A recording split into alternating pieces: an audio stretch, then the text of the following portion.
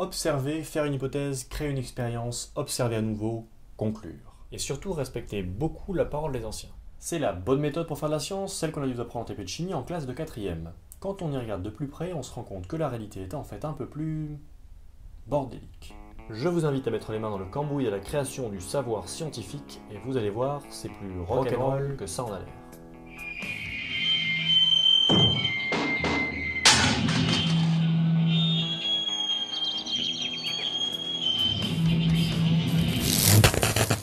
En général, on a tendance à considérer que la science repose sur l'observation qui est neutre et sur la raison qui est objective, et que c'est même ce qui fait sa supériorité par rapport aux autres activités humaines.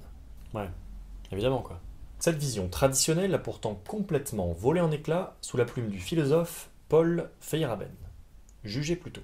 Son premier livre s'intitule Contre la méthode, esquisse d'une théorie anarchiste de la connaissance. Et le deuxième ne prend plus aucun détour, Adieu la raison. Décortiquons avec lui ce moment de l'histoire des sciences que l'on considère comme le passage à la modernité scientifique, la révolution galiléenne. Ouais, Galilée, Galilée, Galilée.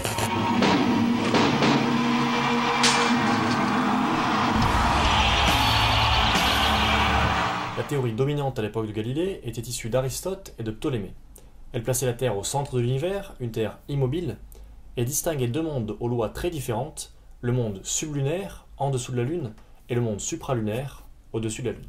Alors que pour Galilée, c'est le Soleil qui est au centre de l'univers, un univers partout homogène, et la Terre tourne sur elle-même. Il nous a sortis des ténèbres, en gros. Ce qu'il faut bien préciser, c'est qu'à l'époque, l'expérience semblait confirmer la théorie d'Aristote. Tout d'abord, on s'était mis d'accord sur le fait que la Lune tournait autour de la Terre. Alors pourquoi en serait-il différemment pour les autres corps célestes? Ensuite, les modèles qui plaçaient la Terre au centre de l'univers fournissaient des prédictions très précises pour les mouvements des planètes. Pour ce qui est de la rotation de la Terre, on se disait que si elle tournait vraiment, on la sentirait. On la sentirait tourner. Aussi, lorsqu'on lâche une pierre en haut d'une tour, elle tombe au pied de la tour. Si la Terre tournait, la pierre tomberait en diagonale, puisque plus rien ne la retient à la Terre. Non? Vous savez sans doute que Galilée a dû faire face à un procès. Procès qu'il a perdu en partie parce que les experts de son temps ont considéré que ses idées étaient absurdes et illogiques par rapport à ce qu'on pourrait appeler le point de vue scientifique de son époque. En fait, pour contrecarrer l'argument de la tour et de la pierre qui tombe à sa verticale, Galilée a dû inventer de nouvelles idées. Il a dit bon alors, si la Terre tourne sur elle-même avec une vitesse constante, alors la pierre, quand on la lâche, garde cette vitesse qu'elle avait acquise avant en tournant avec la Terre. Du coup, cette expérience devenait compatible à la fois avec l'ancienne théorie et avec la sienne, sans pour autant permettre de trancher entre les deux. Or, ces idées n'étaient pas vraiment nécessaires par rapport aux expériences et à la théorie de l'époque, et elles constituent en fait ce qu'on appelle une hypothèse ad hoc, spécialement rajoutée par Galilée parce que ça l'arrangeait pour défendre la rotation de la Terre, et auquel il ne croyait pas vraiment d'ailleurs initialement.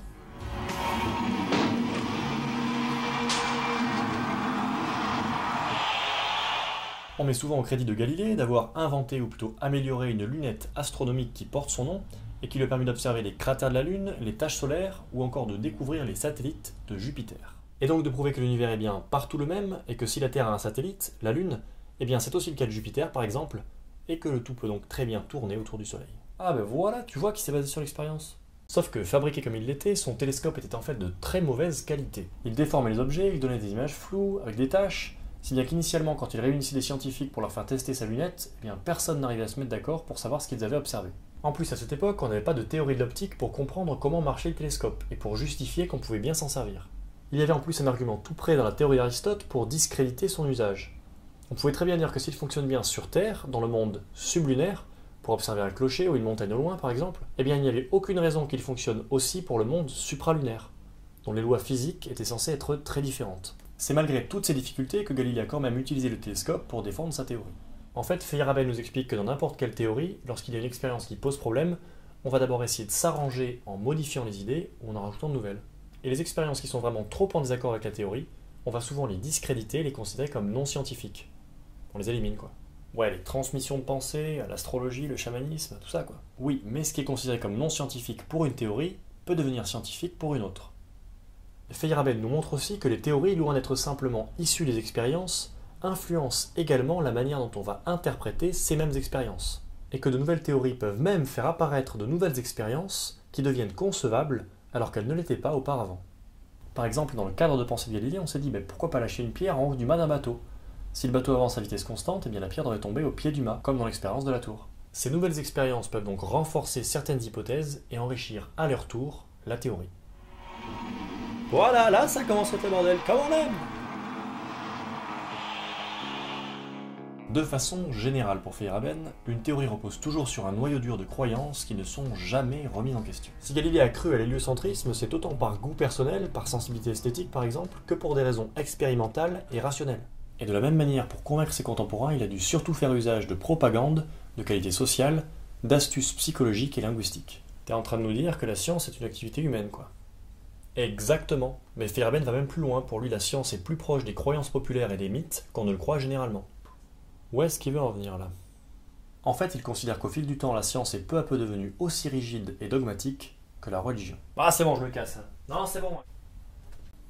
Démarquer la science de la religion ou de la non-science en général n'est pas finalement une question intéressante pour lui. Ce qui est vraiment intéressant, c'est de savoir qu'est-ce qui fait réellement progresser la science. Et à ce sujet, les conclusions de Feyerabend sont catégoriques. Si les scientifiques avaient suivi la méthode stricte et unique qu'on leur prête, il n'y aurait jamais eu de progrès scientifique. Ce qui permet ce progrès, c'est bien la diversité des méthodes et des théories. Dans cette optique, l'imagination et l'intuition sont tout aussi importantes que la raison. Et il est même parfois utile d'aller à l'encontre de ce que semble nous dire l'expérience.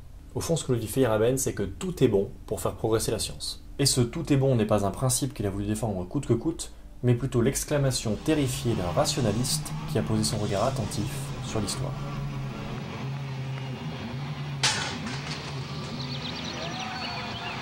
Punk rock should mean freedom, playing whatever you want, as long as it's good and it has passion. Comme vous pouvez l'imaginer, ce point de vue a fait quelques vagues, et Feyerabend a même été qualifié de pire ennemi de la science. Alors que ce qu'il a fait, c'est plutôt la désacraliser pour lui redonner toute sa puissance créatrice et émancipatrice de ses débuts. Sur la fin de sa carrière, il a déclaré « J'aimerais qu'on se souvienne non pas de mes articles, mais de l'amour. » L'amour d'une science libérée de ses idées rigides, de ses institutions qui ne bougent que trop lentement. L'amour d'une science légère, désordonnée, provocatrice, imaginative, pétillante, vivante. Pétillante. Si on m'avait dit ça quand j'étais au lycée,